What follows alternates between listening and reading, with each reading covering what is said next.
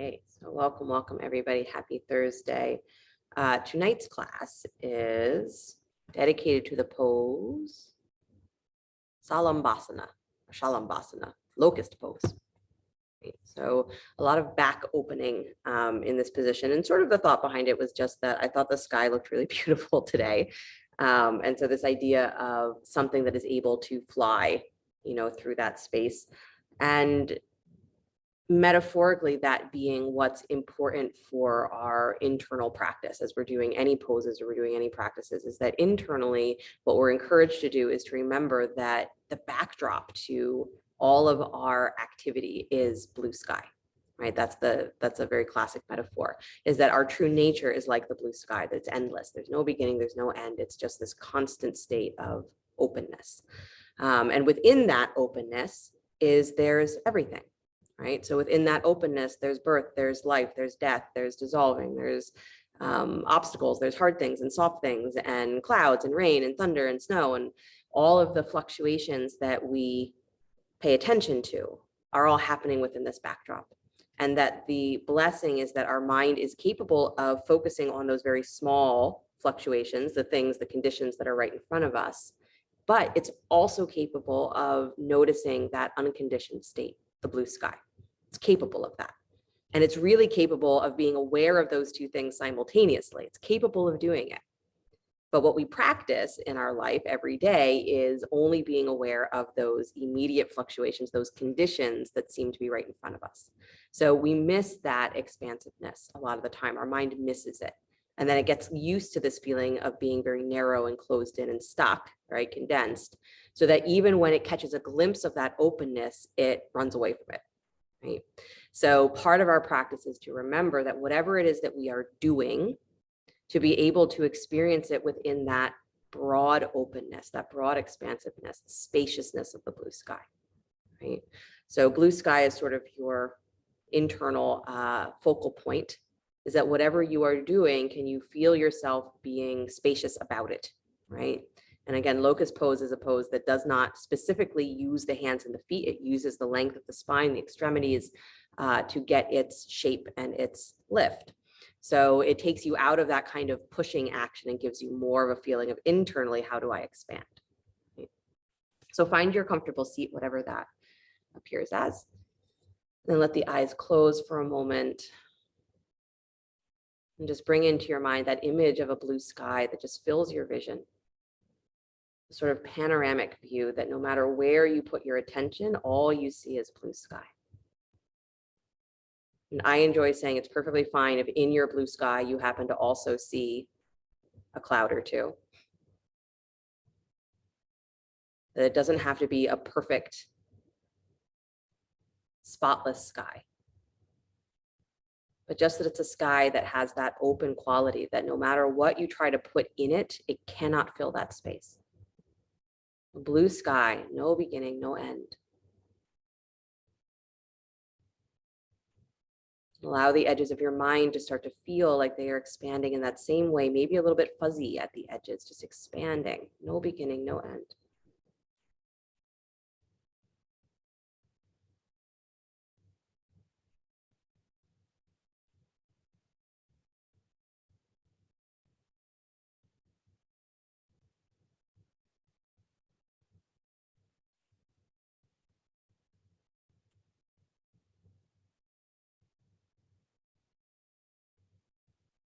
And that same experience, the blue sky, that openness, even weightlessness.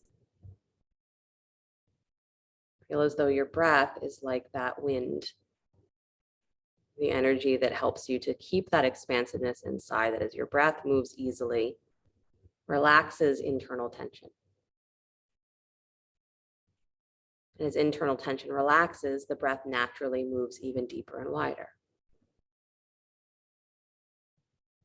It's a feeling of not trying to make the breath deep, but allowing the breath to become deep.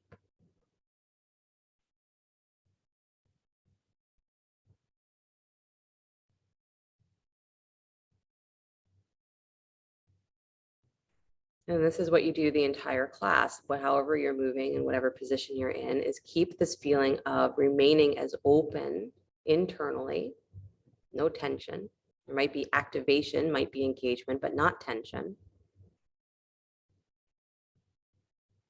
Fill up every space there is with breath.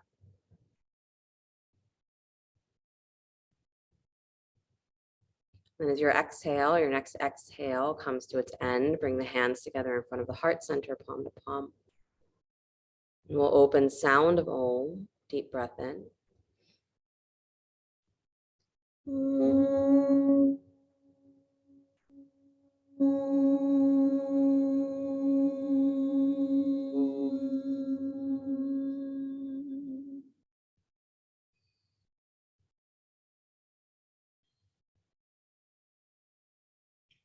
And let the eyes float open. Nice. You can release your hands. Stay seated though, and begin to cat-cow your spine. So the hands can come to the front of the knees or the thighs. And then start to just move the spine, inhaling, lifting the chest up. Then exhaling, curling back, tilting towards the back edge of the pelvis. And again, inhaling, lifting long as the chest goes wide. Throat lifts long, and then exhaling, curling back and in. Good, as though you're sort of mimicking that feeling of the inhale and the exhale. So the inhale is that full lift and expansion. And the exhale is that softening, dissolving feeling of maybe not collapsing, but definitely drawing inward. And then continue inhaling, drawing the elbows back. So as you lift the chest, you're not just letting the arms hang, but you're drawing back. Then exhaling, letting the back of the rib cage round as the arms move forward. So you want to get into that feeling of the broadness around your shoulder blades. So not being afraid of that. It's drawing the elbows back and wide, exhaling, curling and rounding. Good. Nice, you guys. And then the next time that you begin to inhale, as you inhale up into that lifted position, move the arms reaching back behind you, palms facing each other. So you're reaching back on that diagonal, chest lifted. So you're still in that back bend or the arch that you would be. And then squeeze the hands towards each other. So you're just holding that position. Good. And now in that position, draw up through your low belly and drop your tail, but keep lifting your chest. Lift your hands slightly higher and squeeze. Good. And then release the hands back to your knees, curl and drop the chin in towards your chest. Good. Do a couple of breaths, inhaling back up into that cat-cow, exhaling, curling to round, leaving the hands at the knees.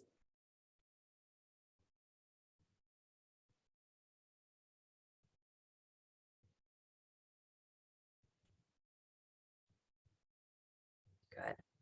And then again, the next inhale as you come up into that lifted and arched position. So you're finding the feeling of the back bend, collarbones lift up, up, up, up, up. Slide the arms reaching back behind you. So a straight arm, palms facing each other.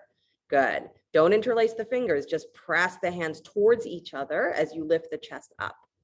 Good. Keep lengthening the throat. And then see if you can lift your hands just a tiny bit higher and then just hug. It doesn't matter how close to each other they get. They don't even need to touch. You're just hugging and lifting your chest. Good. Then release the hands to your knees, curl in, round the back. Take a couple more breaths in cat and cow. Good.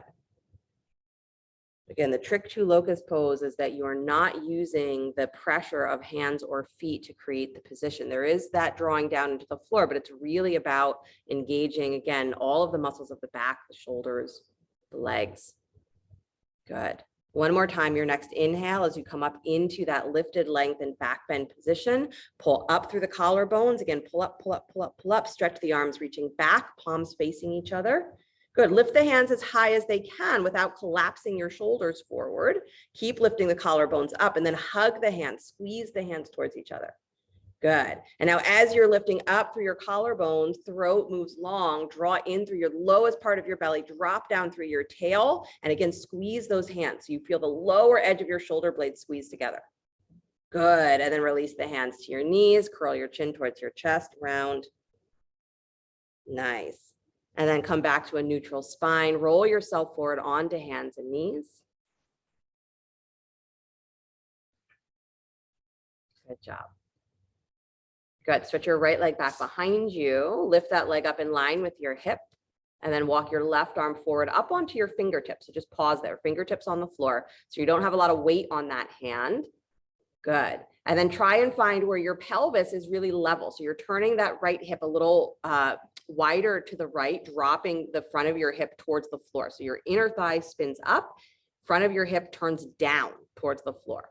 Yep, so you're just working that level position, feeling your left low belly lift higher. Good, keeping that right leg right where it is. Press into your left fingertips and then feel yourself drawing up through your ribs. Good. Yeah, nice, Lisa. And then start to feel yourself lifting your collarbones forward and up as though you're reaching for that back bend. Good. Keep drawing up through your ribs. Press down through that left hand. Nice. Now maintain this feeling of lift in your chest. Pull back on the top of that left thigh just a tiny bit, and then float the left arm up alongside your ear without losing what your ribs are doing. So lift that left hand up off the floor. Good. Keep pulling up through your lower rib cage. Nice. Beautiful, you guys. And then go ahead and release back to hands and knees. Good. And then set up for the other side. Take your left leg back behind you. Lift that leg up, toes pointing down, so in line with the hip. And again, you got to move that left inner thigh a little bit wider to the left so that you can rotate your hip bone down towards the floor. Good. So that might seem like it's counterintuitive, but you want to rotate the front of the hip forward and down so that you can have that levelness through the back of your pelvis. Good. And then walk your right arm forward up onto your fingertips. Nice. So again, you're pressing into those fingertips, pull up through your rib cage. Yeah. Pull up through the lowest part of your belly. Pull back slightly on the top of your right thigh. So that supporting thigh. Nice. Now maintain all of that. Lift your collarbones up just a little bit higher. So again, like you're reaching for that little bit of a back bend just behind your heart. Good. And then pull the low rib cage in again. Take the right hand up off the floor without letting your ribs collapse. And then draw back through the top of your right thigh. Nice. Collarbones forward and up. Keep reaching out through that left heel. Excellent, you guys. Release back to hands and knees, please. Nice job. Take your knees nice and wide. Drop your hips back to your heels. Child's pose. Bring your elbows wide. Make a pillow with your hands. Drop your forehead onto your hands. Good. So you're making that little pillow with the hands, the elbows wide. Nice. So that you can breathe a little bit more into the side armpits, into the sides of the shoulder blades. Good. And locust pose is one of those positions that we tend to do it sort of in transition. So instead of cobra, we might do locust. We typically don't do it as a pose unto itself. It's usually just something we do in passing. And that's the thing, is that if we're always moving with that transitory part of our mind that's looking for the next thing, the next thing, the next thing, the next thing, so we never experience what we are actually moving through. Right? We're always looking to the next thing. Before we've even completed the breath that we're on, we're hoping for the next one. So the awareness of that blue sky is to do everything as the moment that it is in. Do it for the sake of the moment that it's in. Not for the next one. Not for the last one. Go ahead, take one more breath where you are. Nice. Then walk yourself back up onto hands and knees. Good. Take the right arm out wide to the right, please. Slide that arm behind your left wrist. Right shoulder finds the floor. Thread the needle. Good. And then walk your left arm forward in front of you any amount. You can come up onto your fingertips again if you'd like. And then maybe walk that hand a little more towards the top of your head. So again, you get into that sort of twisting position. Press into your shins. Nice. Again, draw your ribs up and in so your belly moves away from your thighs. Good, Lisa. Move your shoulders forward more so that your hips are right on top of your knees. There you go. Nice, Joy. Excellent, you guys. And then if you can, take that right arm all the way up, left arm all the way up towards the sky. Right arm is on the floor. Take that left arm all the way up. Good. And then turn the palm to face back. Either place that palm to your lower spine or reach around to find the outer edge of your right hip. So you can take it into the full bind, reaching for the outer hip, or press that hand to your lower back. Good. Again, the idea here is to move that left shoulder towards your ear and then open the chest a little wider. Good. And then slowly unwind the arm, reach it back up towards the sky. and then come back up onto hands and knees. Good. Then move to the other side, take the left arm out and wide. And slide that arm behind the right wrist, left shoulder finds the floor, turn your gaze to the right, and walk the right arm in front of you. Again, arm does not have to be completely straight, but even if the elbow is bent, maybe see if you can move the hand slightly towards the top of your head. So you increase that opportunity for there to be twist through your shoulder blades, twist through your ribs. Good. And then again, draw your low ribs in, belly away from the thighs.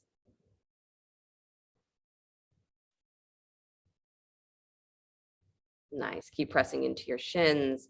And then optional is to take that right arm up to the sky. Again, if that's feels like it's available. And that right hand can either be placed at the lower spine or turn the palm back and reach around for the outer edge of your left hip. Good. Drawing that right shoulder up towards your ear just a little bit more, and then trying to open the upper chest a little wider. Keep your pelvis level with the floor. Good. Nice, you guys. And then slowly release, stretching that right arm back up towards the sky. Good. Come back up onto hands and knees. Excellent. And then come into downward facing dog. Tuck the toes, lift the hips. Good. Right foot steps forward between the hands, lunge. Good. Drop the back knee. Use a blanket underneath the knee if you need. Anjanayasana. Good. Walk your hands up onto the front thigh. Good. So you can interlace your hands here, or interlace your fingers so you can press your palms into your thigh above your knee, and then press down and forward so that you really take your thigh forward. Let it move your pelvis forward so you go deep into that lunge. Good. Press through the front heel. Feel as though now that you've gone far forward with your pelvis, press down into that left knee, your back knee, and feel the squeeze of the front foot and the back knee towards each other. So belly moves away from your front thigh again. Good. But the thigh moves forward. Excellent. One more deep breath there, just letting yourself descend into the lunge. Good. And then scoot your hips back, release the hands down to the floor or blocks, lift your back knee off of the floor. Yep. Here, make sure that your front knee is directly over your ankle, not moving forward. And then inhale both arms up to the sky, high lunge. High lunge. Back heel stays lifted off the floor if you can. You got it. Nice. And then take your arms out wide to cactus arms. Nice breath. And then spin those inner elbows slightly forward. Draw the palms back. Nice. And just stay there, squeezing the elbows forward, hollowing forward. So again, you feel the chest. So elbows come slightly forward of your armpits. You're squeezing in that much. And then lift the chest a little higher. Good. Draw up from the lowest part of your belly. Lift your chest even higher, collarbones up. Nice. And now stretch your arms alongside your ears as wide as your elbows already are. Stretch your arms that wide. Just straighten the elbows. Don't try and bring the arms closer together. Good. And then bend the elbows out wide, back to cactus arms. Good. Keeping your chest nice and lifted again. This time, stretch your arms back behind you as you lean forward. Torso parallels the floor.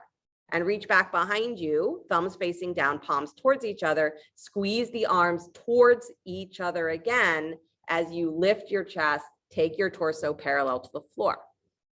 I know, a little lower. There you go. Lift those arms up. Good. Release the hands down to the floor. Nice job. Step your left foot forward just a little bit. Take both legs to straight. Parsvottanasana. Good. Giving the front thigh a little bit of a break. Nice. And then hands still either on the floor or blocks. If you have blocks here, they're nice just to give you a little added height. Good. Bend your front knee. Good. So you move your weight forward towards that front knee and then try and find that back heel rooting to the floor. So Lisa, step your foot a little wider to the left and a little bit more forward. So you can turn those toes all the way towards the top of your mat. There you go. And then start to straighten that front thigh again, you guys, pulling in and up through your low belly. Send your groins back. Send your tailbone up and wide. Sit bones wide. Good. And then bend your knee again. Again, staying in the forward fold, just bend your knee. Good. Find where your back knee is not locked. So you get a little softness there. Feel the heel root down. And then again, from your pelvis, pull up and back. Start to straighten the legs again. Push through the right ball of your foot. Good. Then one more time, bend the right knee. Again, doing your best to keep that left heel rooted to the floor. Good. And then from your pelvis again, start to draw the tail up and back, straighten the leg. Good, pressing through the ball of the right foot. Nice, you guys. Excellent. And then bend that right knee one more time. Step that left foot forward, top of your mat. Good. If you have a block here, take the block between the inner thighs. If you don't have a block, don't worry about it. Just imagine that you do. Good. So take a block between the upper thighs. Good. Hands are still on the floor or blocks in front of you. Nice. So bend the knees slightly so that you can let your weight fall towards the balls of your feet and then press down through your heels. Good. Feel as though, again, you're squeezing that block with your thighs. Inner knees are slightly wide. Shins feel like they are hugging together. Good. Start to straighten your legs by scooping through your low belly. Press your hips to the sky. Keep hugging that block. And don't let the weight of your hips fall behind your heels. Keep it moving forward on top of your heels. Good. So the tops of the thighs go back. Good. But the weight of your torso moves forward. Nice. And then bring your hands to your hips, please.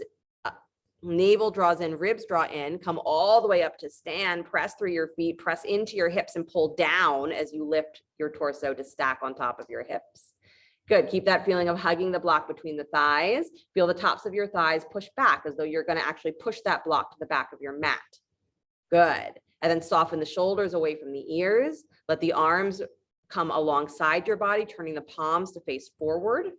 I want you to remember this shoulder rotation because this is the exact same shoulder rotation you do in Locust Pose. But when I cue you to turn your palms down in Locust, or when I cue you to turn the pinkies and the thumbs, is everybody gets very confused about what direction to go. So palms facing down, shoulders open.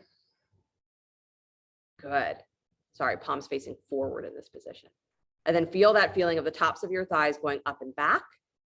And then start to lift your collarbones up even higher. So going from that sort of classic Tadasana to lifting the heart even higher, get taller, press through your heels, and start to reach as though you're coming into a back bend. So pull your hands slightly back behind you.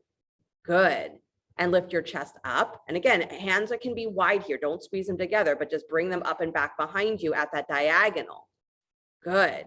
And lift the chest up. Nice. Tops of the thighs keep going back. So you keep hugging that block.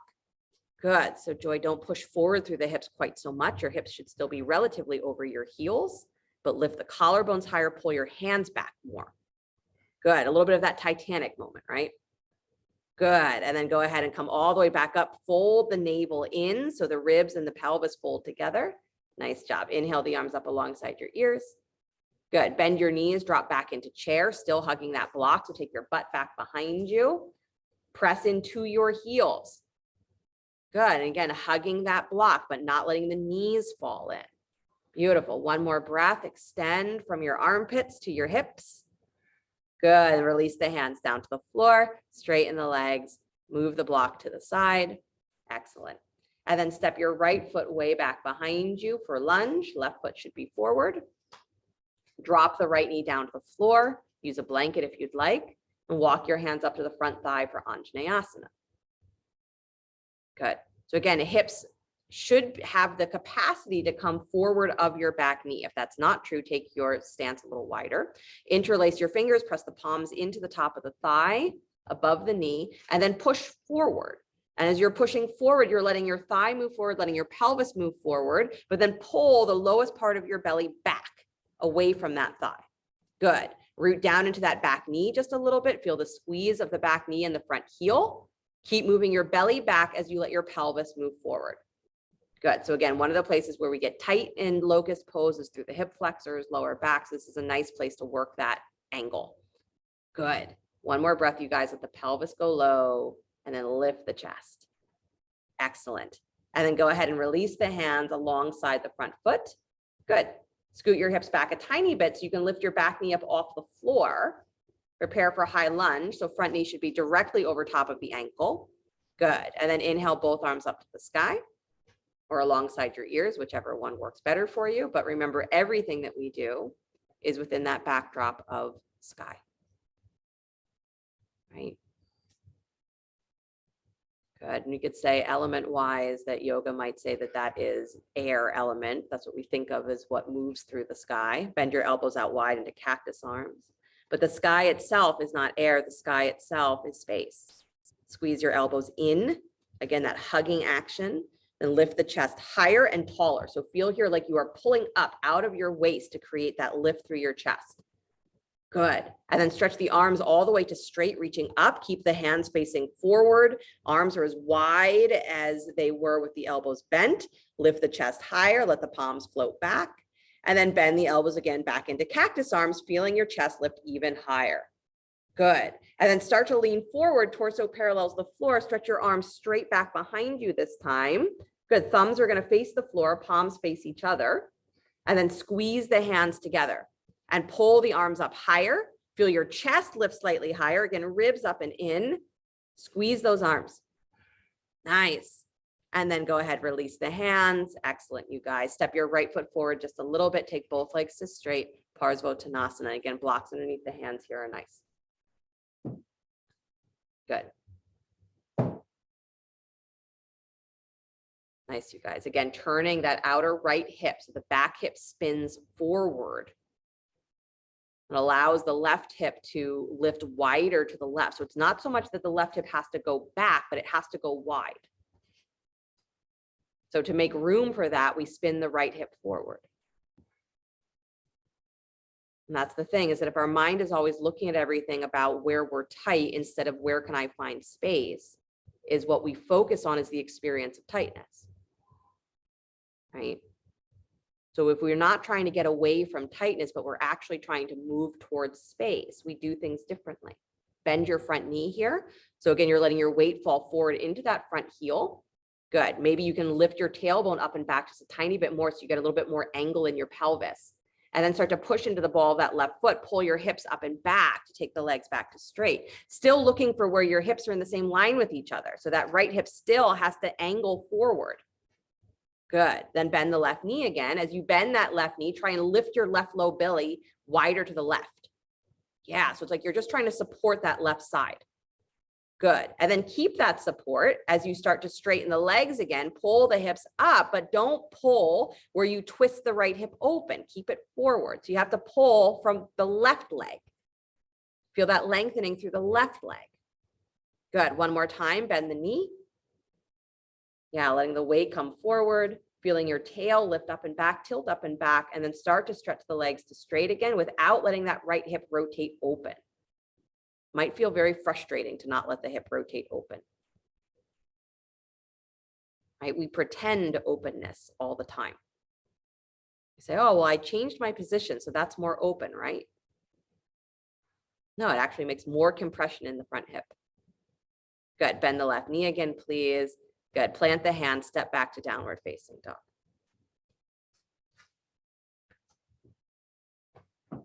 Good. Come forward to plank pose, upward push up. Lower down slow, coming through knees first if you need. Good. And then walk your hands back until you have that true cobra alignment where your wrists are underneath your elbows at a 90-degree angle. Yeah, 90 degrees from your shoulders. Good. Nice, Lisa. Good.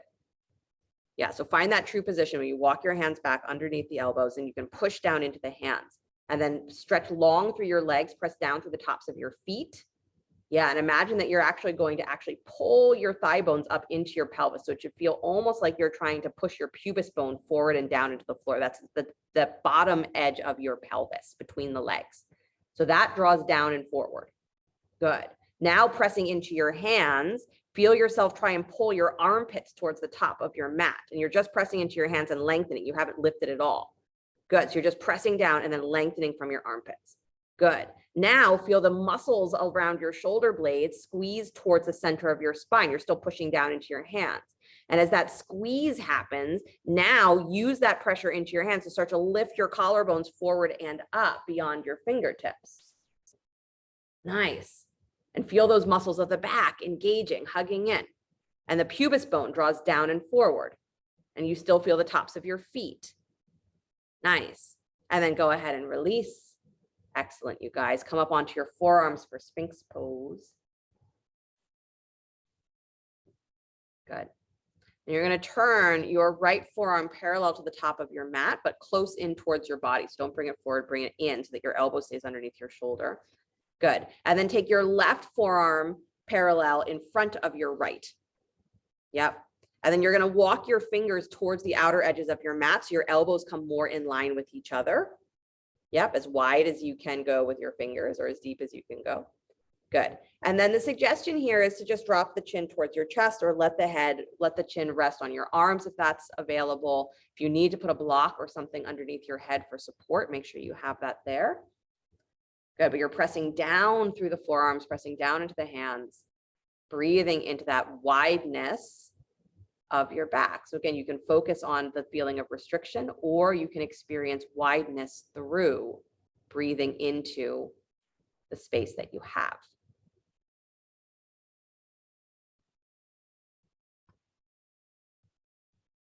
I started to say there's a difference in the yogic viewpoint of the element of air and the element of space. And the element of air is that movement quality. The element of space is not moving at all. The element of space is actual just being. The element of space is what holds the ability for air to move. So it's sort of like that quantum element, right? That be inside of space, you experience earth, air, fire, water, mind. So they call that the Akasha. It's a Sanskrit word for space. It's the field in which the other elements interact. It's the cohesive element that ties them all together. And so that is our true nature, like the blue sky is space. Our true nature is a cohesion within which everything that we can call experience happens, is perceived, observed. But if we get confused and think that the interactions are the reality, and we forget about the space, and we live in that very limited way. All we have are shapes and forms and interaction. So we crave that, we chase it. How do we get out of craving and chasing? We start to become aware of the space. Take one more breath. I know this is an intense position. Then slowly start to bring yourself out of it. Lifting the chin, unwinding the arms. Good. Coming down onto your belly. Maybe taking the elbows wide, forehead onto the hands again, or maybe stretching the arms out.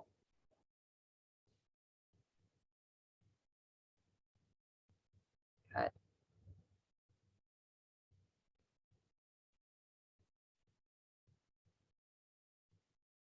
And take one more breath in your relaxation.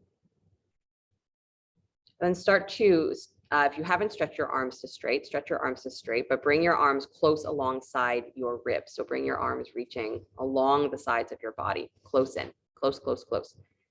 So that you could actually like slide your hands palm facing down underneath your pelvis or underneath your thighs. Just pull them all the way in. Yep. Good. If you can slide them all the way under your legs, do that. Good. And then the legs are extended back behind you. So make the chin either have a little bit of a lift where you can bring your chin to the floor here, or just choose which way you're going to keep your gaze. Good. So you're pressing down into the front part of your arms. You're pressing your arms into the floor underneath you. Good. Rooting down again through the front edge of the pubis bone. Good. And then float your right leg, just your right leg up off the floor from your inner thigh, as high up as it will go. And keep pressing down into the arms. Good. And then release that leg down. And then lift the left leg up as high as it will go, pressing down through the right leg as you do. So you still have this feeling of pulling the toes to the back of your mat, but you're lifting the inner thigh up, up, up, up, up, without letting your pelvis roll open. Good. Release that leg down. Lift the right leg again. Good. Pressing down into the hands, down and forward through the pubis. Release that right leg down. Take the left leg up. Good. Again, really reaching through the legs. You don't want to exchange length for height. So keep the leg nice and long and lift. Good. Release it down. Take the right leg up one more time. And this time, bend your left knee and bring your toes. Try and stack your right leg on top of your left foot. Yep. Try it. Yep. Might not get there. Good. Yeah, it's a little tricky that you might have to actually really press down into your hands, lift the whole pelvis up off the floor. You got it. Nice, Lindsay. Good, Lisa. And then slowly release. Good, close enough, you guys. Unwind. Good. You're going to try that on the second side. So take the left leg up. Good. So you have that feeling of reach, and then you're bending your right knee, push into that thigh. So that gives you maybe a little bit of extra strength to lift the pelvis up and try and stack that left leg, usually the shin, but it might be the knee, on top of the foot. Good. Press down into your forearms. Nice. And then slowly release. Good, you guys. Come back up onto your forearms for Sphinx Pose. So bring the arms out in front of you. And press up onto the forearms. Technically, that position is called stag pose. But it's a nice way to start to work the legs in Locust. All right, so opposite shoulder stretch. So your left forearm turns closest to your body, parallel to the top of your mat. Right forearm comes in front. And then again, you're walking your hands towards the outer edge of the mat. So the elbows come in line with each other or somewhere in proximity. Good. And then again, you're dropping your chin towards your chest or onto the crossed arms. Nice. Legs are back behind you. Feet can be as wide as they need to be for the lower back. You're pressing down through the forearms, breathing into your very spacious shoulders.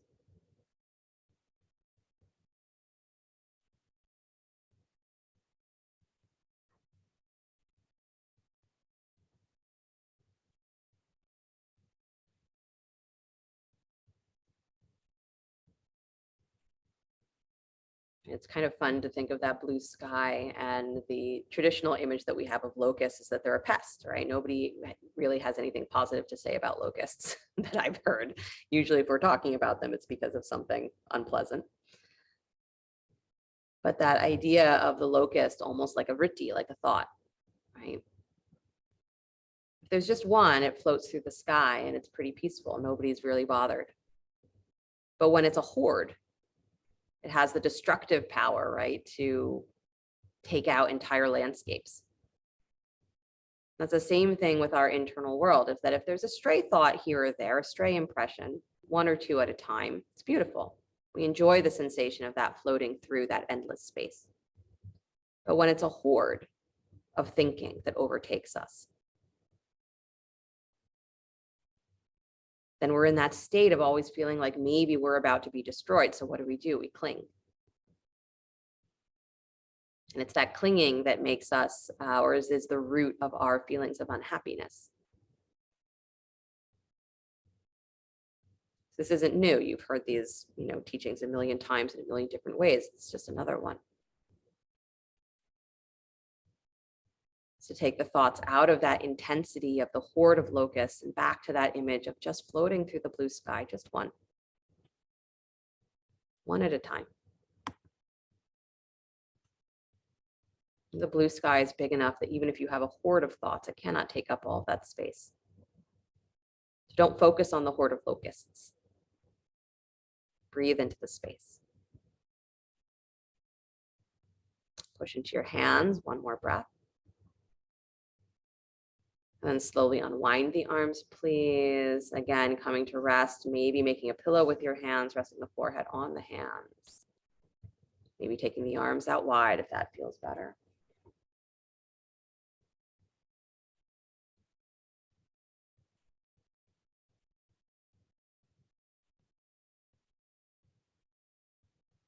Good.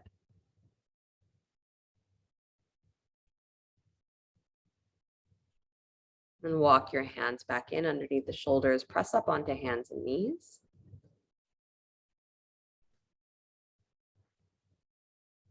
Yep, onto hands and knees. Feels like a lot of work. Stretch your right leg back and up behind you in line with your hip, remembering to keep your pelvis level with the floor. So again, that left low belly has to engage to lift the left hip wider. Good. And then walk the left arm forward, lift it up as well. So you're finding that full stretch again, pulling up through the low rib cage. Nice. Yeah. And imagining that you are pressing the pubis bone down and forward here. Good. And then bend the right knee, kick your heel in, reach back for the foot or the ankle if you can. If reaching for the foot is not a possibility, take the hand behind the head instead. Good. And even here, as you kick that foot into your hand, draw up through your low rib cage and draw that pubis bone down and forward. So the lifting comes from the thigh and not from just you tilting your pelvis towards the floor. Nice, Joy. Good, Beth. And then extend all the way back out, arm and leg. Find that full feeling of pulling up through your rib cage. Nice. And then release back to hands and knees. Good. Go to the other side. Take your left leg up and back behind you. Toes pointing down. So again, turn that left hip wider to the left. Lift your right low belly wider to the right. And then right arm comes forward to take the balance. Good. It's the bird dog position or pointer dog, whatever you like. Excellent. Pull up through your low rib cage and then bend the left knee, kick your heel in, reach back, find the foot or the ankle. And again, if you're not reaching for the foot, hand comes behind your head. And then as you're kicking that foot into your hand, draw your low rib cage up and in. Good. And again, feel as though your pubis, the very bottom of the front of your pelvis, is drawing down and forward. Good. And then that inner thigh can kick even higher. The shoulder can lift up so you can stretch that arm higher. Nice. Good. And then extend all the way back out to a straight arm, a straight leg. Pull your ribs up and in. Nice, Lisa. Good, Lindsay. And then release back to hands and knees. Good. Take your knees nice and wide. Drop your hips back to your heels. Child's pose.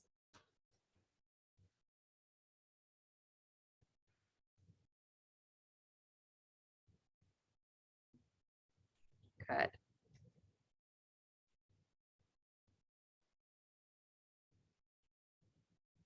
And walk your torso to the right, belly over the right thigh. Again, stretching through the side waist.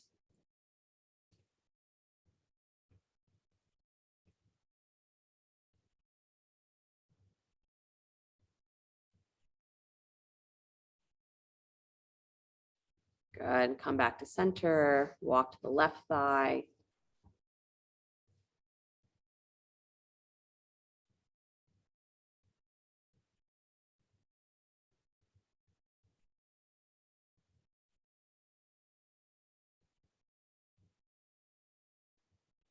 Nice. Then come back to center, please. Walk yourself back up. Come to sit.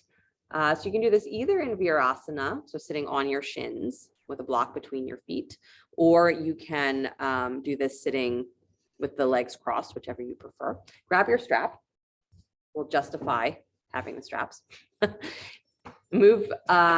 If you have a wall behind you, make sure you move forward enough so that you're not too close to the wall. So come towards the center or top of your mat.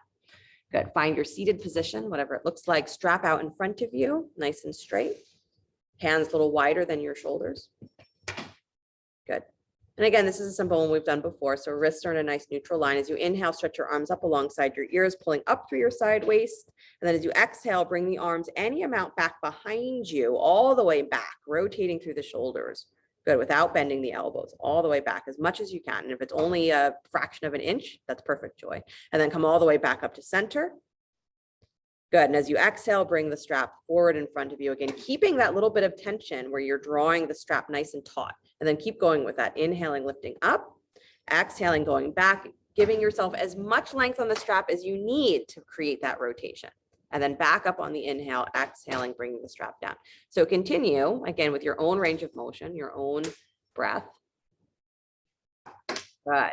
And there's no pressure to try and force the rotation backwards if the shoulders are not ready to go there. So again, Joy, I like that you're stopping right there because I don't think you need to go any further than that.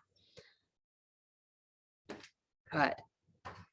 But again, this feeling of openness through the armpits, through the upper back, shoulder blades is huge for locust pose.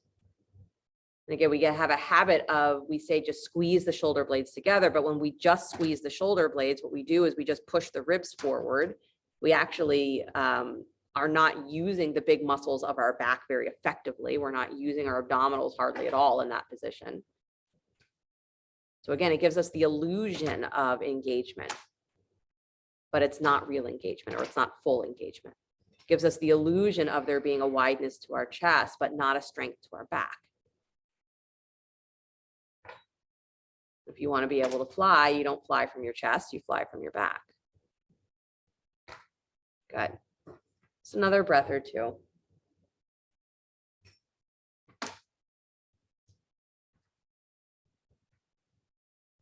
Nice. And then the next time your strap comes forward in front of you, place it to the side.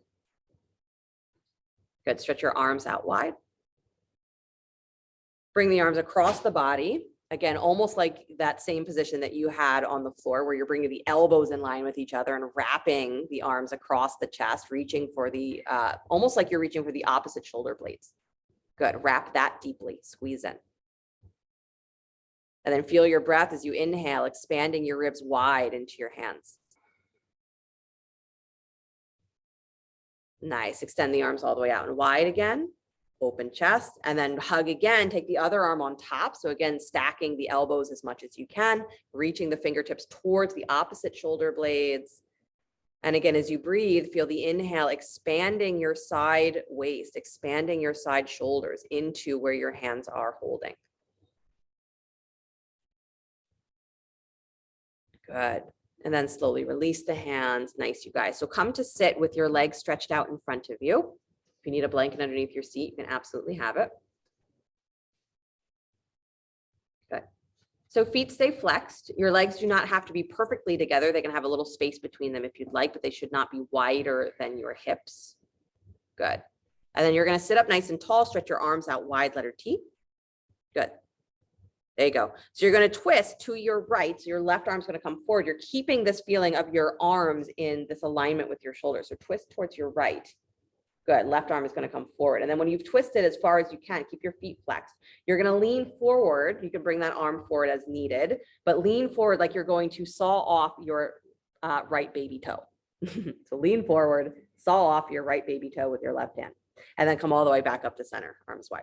And then again, twist as much as you can opposite way towards the left. Keep both hips level, and then lean forward on the diagonal like you're going to saw off your left baby toe with your right hand, and then come all the way back up. Arms wide, twist again to the right. So on the exhale, you twist and lean forward like you're going to take off the toe and then back up and then twisting to the left. Same thing, just continue alternating sides. Try to keep your hip bones, your pelvic bones level on the floor. So as you twist, one of them is going to want to pop up on each side. So keep rooting down. Good. And again, the idea here is not just to get a little bit more mobility through the lower spine, but it's also to create that openness in the long muscles by working through those twisting and reaching motions. Good. Just kind of nice because this actually simulates things that you might actually do in your life, which is reaching down diagonally, maybe to pick something up, right? It's helpful when our yoga practice actually imitates life. And it's not just a weird position that you would never be doing if I didn't tell you to. Good. Keep going. Yeah. Right. Locust pose, if we do it with just a feeling of clenching to try and get into the position, as it can, again, make us feel like we're pretending that we're getting all of this engagement or this big lift, or that we're doing something that is, you know, expansive. But what we're really doing when we're clenching is we're creating internal tension, maybe even external tension. So the ability to be supple in your spine, right? The ability to engage the muscles in a way that elevates you but doesn't crunch, right? That you don't come out of locust wondering if you maybe hurt yourself. Good. Let's do one more on each side.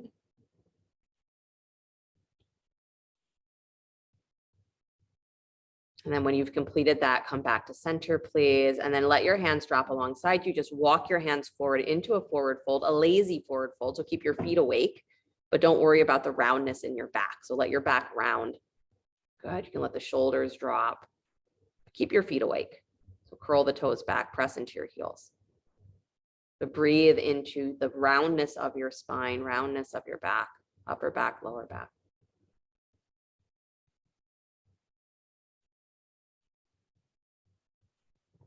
Good. And then walk yourself all the way back up.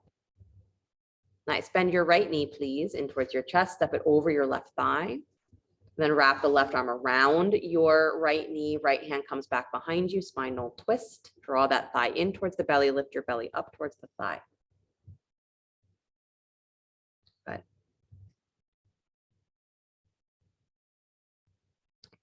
The other option for working with Locust is to do a bunch of abdominal and hip flexor work. So that was the other possibility, is to do a lot of that. We did a little bit. Good. Come back to center, please. Unwind the leg, stretch the right leg out. Bend your left knee in towards your chest. Step it over the right thigh, and then use the right arm, wrap it around your knee. Left hand comes back behind your hip. Lift your belly up towards the thigh, draw the thigh in towards your belly. Move your ribs wide. Spinal twist.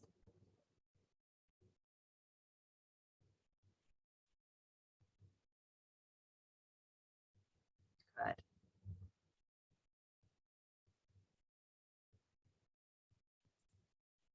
Nice, you guys. And then unwind, come back to center, please. Bend both knees, feet out in front of you.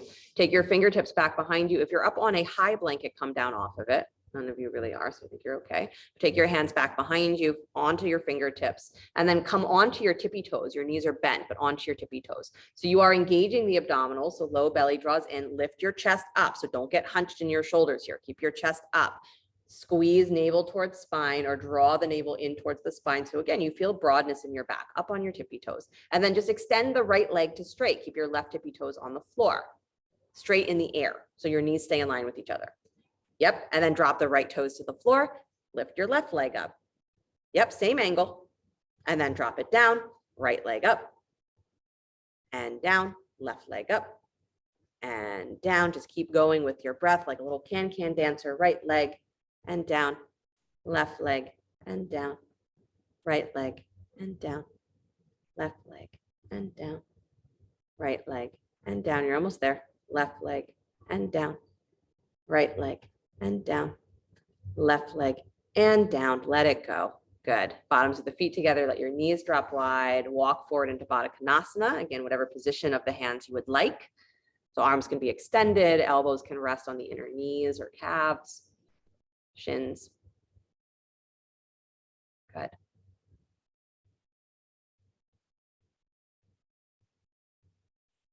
Again, we have to have that full body engagement for Locust Pose to really work. Nice. And slowly walk yourself all the way back up. Good. Plant your feet in front of you again, feet flat on the floor, knees facing the ceiling. Take your hands back behind you again, fingers pointing towards your heels. So plant your feet, plant your hands. Good. Bend your elbows just a little bit so that you can hug the upper arms. You press into your feet, lift your hips up off the floor, reverse table. This is kind of just to stretch the same area that you just worked really hard. So lift your butt up. Good. And feel as though your tail is reaching towards your heels. The back of your heart is rising up between your collarbones. Nice. Pushing into the hands, pushing into the feet. Nice, Beth.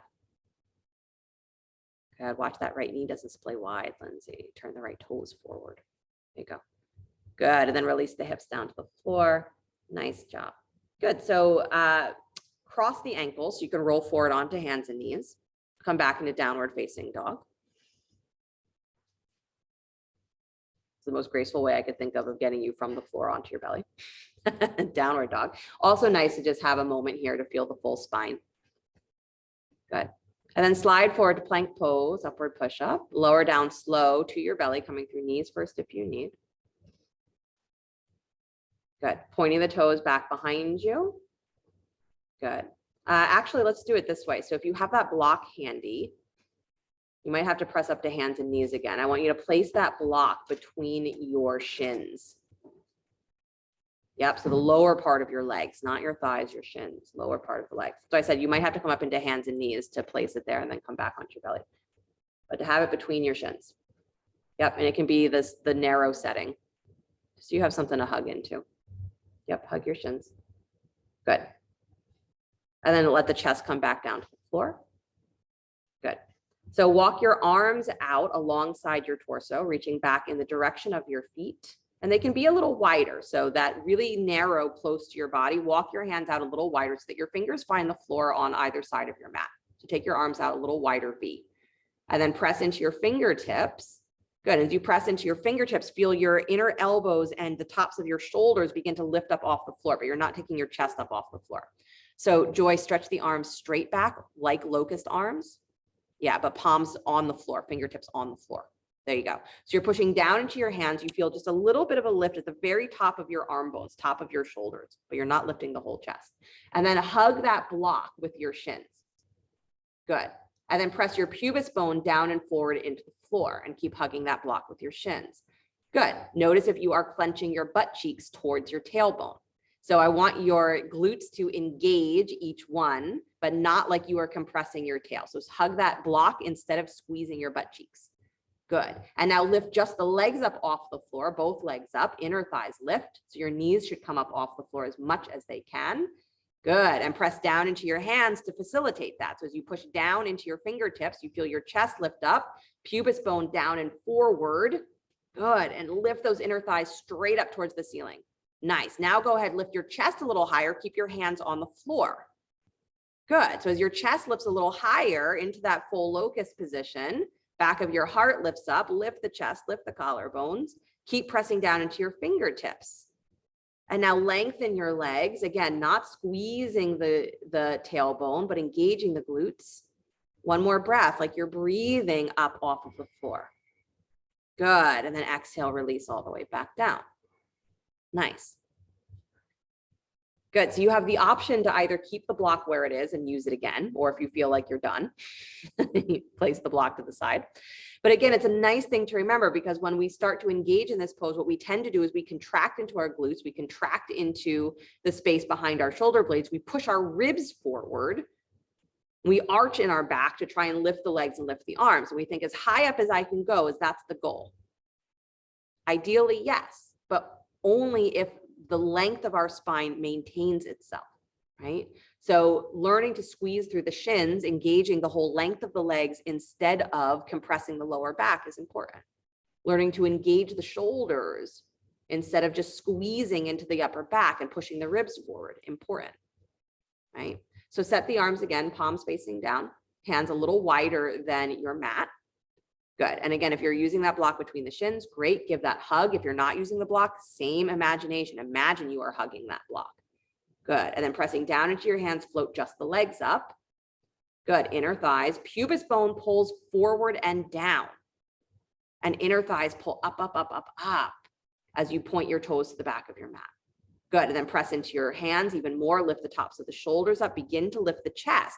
And notice at what point you pop your ribs forward. Hollow the low belly in, hollow the middle ribs in. Good. Keep pressing that pubis bone down, but lift up through your middle back. And then start to lift your collarbones forward and up, sort of like that cobra position. Keep pushing into your hands. And now gaze straight down to the floor. Feel the back of your throat rise up without tilting your chin, and push through the top of your head. Lengthen out through your arms, push them into the floor, or push your fingers into the floor as you lengthen your arms. Good. And then release all the way back down. Nice. Last one, I promise I will let you lift your hands. Again, you can use the block or not. Hug the block between the shins. Start to lift the legs up again, drawing the pubis down and forward. Good. Again, engaging the glutes, but not squeezing the tail. And then press into your fingertips, start to roll the upper arms up and wide through the chest. So not compressing, not squeezing between the shoulder blades, but drawing up and widening. Pull up through your lower rib cage. Good. Pressing into the hands, lift your collarbones up, up, up, up, up. Back of the throat lifts up, but gaze is down at the floor. Now go ahead and remember that feeling of pushing down into your hands, but float the arms up off of the floor, hands up off of the floor. But still have that feeling of as you pull up, you're also rooting down through your shoulder blades. Chest lifts. Breathe yourself up into your upper back. Breathe wide. Pull the navel in and up, pubis bone forward. One more breath. Extend through the top of your head and then release. Excellent, you guys. Let the hips wiggle from side to side.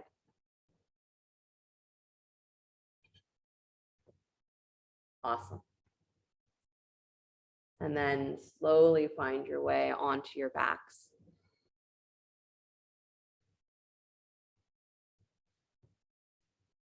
No, you may never do locust pose as its own entity again. Maybe the next time you do locust pose, it won't be something that just passes in your mind that says, oh, whatever, I just have to lift and then let it go. Good. Bend your knees, please. Take your feet as wide as your mat and let your knees drop to the right and then to the left like windshield wipers. Again, there's a fine line in a pose like that where we can over-engage, right? We can clench. Through any muscle, we can clench. Or we can start to get that sensation of how do I engage the length of my body and also breathe into the wideness of my body. So complete interaction, but not losing connection to a feeling of space. Next time your knees drop to the right, let them stay there. If you'd like to place that right ankle on top of your left thigh, go for it. Arms can be out wide, cactus arms or overhead.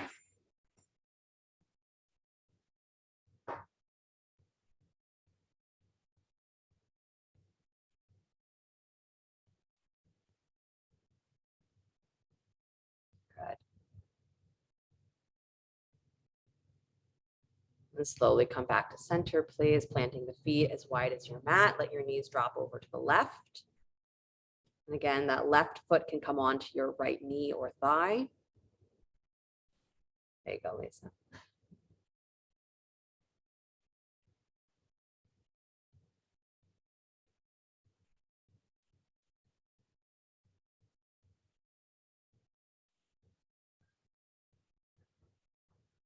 Every position in yoga is meant to give us the opportunity to experience wholeness, connection, space, a cohesive quality.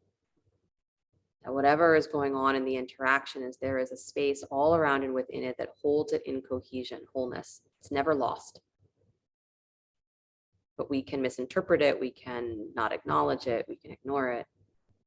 We can stay focused on the mind's next interaction. And then we wonder why we feel like we're always running to or from something. Come back to center, please. Good. Draw the knees in towards your chest. Cross your right thigh on top of the left, stacking the knees. Good. And separate the feet, reach for your ankles or your shins. So Gomukhasana legs.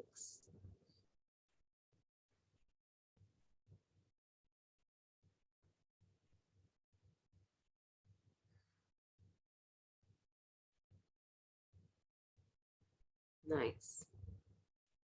And then release the feet, please. Keep the legs wrapped. Bring the shins together towards each other. Scoot your hips to the right. Drop your legs to the left. So a spinal twist with the legs wrapped.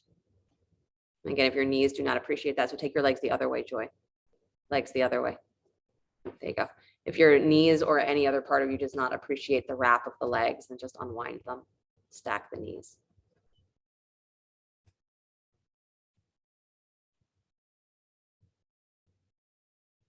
Good. And then come back to center, please. Drawing the knees in towards your chest. Take the left thigh on top of the right. Stacking the knees. Separate the feet. Reach for the ankles or the shins.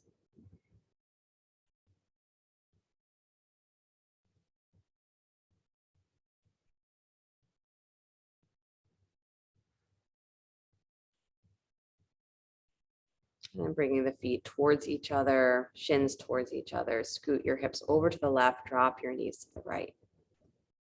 And adjusting the legs if necessary.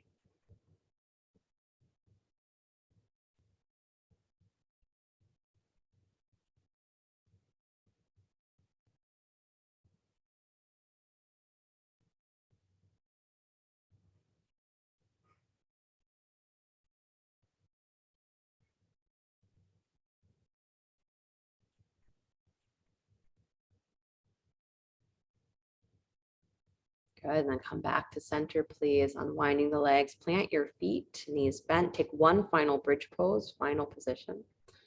Root the feet, root the arms, press into your feet, lift the chest, lift your hips. And just another moment to feel the full engagement of the body. Instead of pressing down to the front of the body, you lift up, broad, wide. And then slowly release, one vertebra at a time. And then begin to, as you are ready, extend the legs out in front of you, arms alongside you for Shavasana. Turning the palms to face up.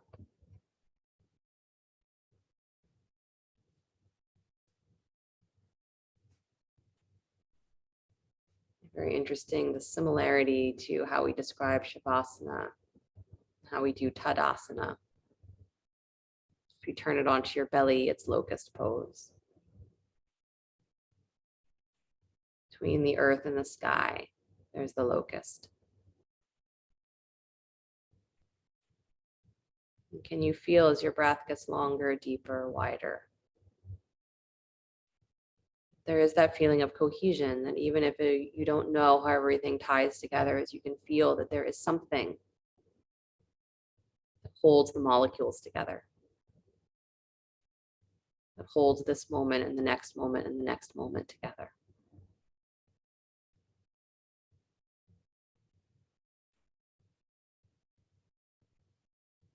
And let your mind go back to that blue sky. Let it fill the inner vision.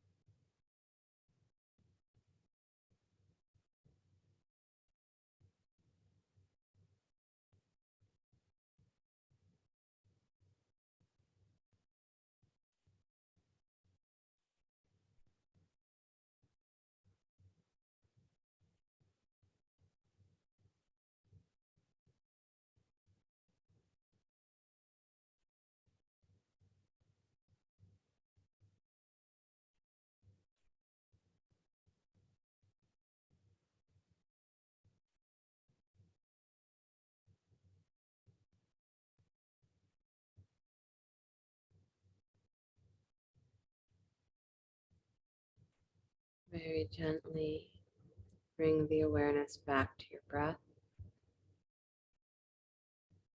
Your body begin to stretch, move, in whatever ways serve it well. And as you're ready, draw your knees in towards your chest and roll to your right side. And really take a moment curled there. Actually round into your back a little bit. The knees can pull up, round into your back. Cuddle your cat.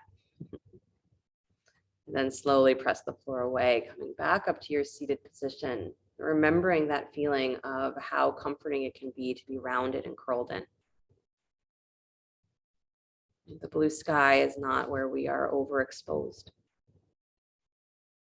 Find your seat, the eyes closed for one more moment, hands together at the heart center, palm to palm. The blue sky, instead of being that endlessness that can feel intimidating, can you consider it that endlessness that is always reaching to embrace you? It's that cohesive quality. That's what space is, the Akasha is. It's what's always embracing you, that's holding you steady. So when we imagine the blue sky, it's not a foreign place that we have to try and make sense of, but it's a place where we automatically fit in. And whatever occurs in that blue skies, you don't have to figure out how and why it all fits together, but you know that there is that energy that unites it. And this is one of those glimpses we say of what yoga is. Yoga means union. It means for there to be a recognition of connection, innate connection. Do you feel yourself as part of that blue sky, not something that you exist within separate from? So you fill yourself with it, breathe yourself wide into it. All of those vrittis in the mind, all of those locusts, even if they feel like they're a horde, you know that there is a sky that they are flying through, and that sky will always be bigger. You cannot fill the sky with enough locusts for it to disappear. So we find our way back to that feeling of where is the connection to space, letting the thoughts fly into that openness, letting ourselves drop into that feeling of openness. And one more deep breath in. And a deep breath out, allowing yourself to feel that softening inside and out, releasing internal tension. And we'll close, sound of Om, deep breath in.